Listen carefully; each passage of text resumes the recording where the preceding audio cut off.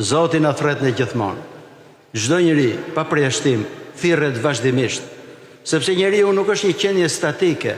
Nëse ne nuk do ngridhemi lart shpirtërisht, do fillojmë të bijem. Njëjti ligj që është natyrën fizike, është dhe natyrën shpirtërore. Një objekt që nuk ka forcë për të ngritur lart, do fillojë që të bjerë poshtë. Ashtu është dhe në jetën shpirtërore. Dhe Zoti i thret të gjithë. I thret ata që vinë për herë të parë në kish, i thret ata që kanë ardhur vazhdimisht, i thret njerëzit që nuk besojnë, i thret ata që besojnë që të përparojnë akoma më shumë. Dhe thirrja është e vazhdueshme.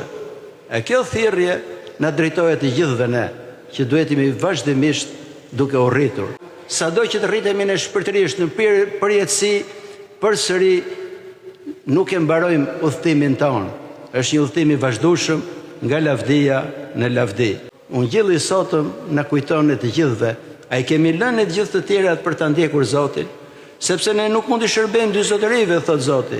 Nuk mund të shërbesh dot edhe Perëndis, edhe Mamonait. Ne nuk mund të shërbejmë dot edhe Zotit, edhe gjithë pasioneve tona, dëshirave tona e gjithçka tjetër. Kur bën thirrje Perëndia, duhet shkuar për një herë.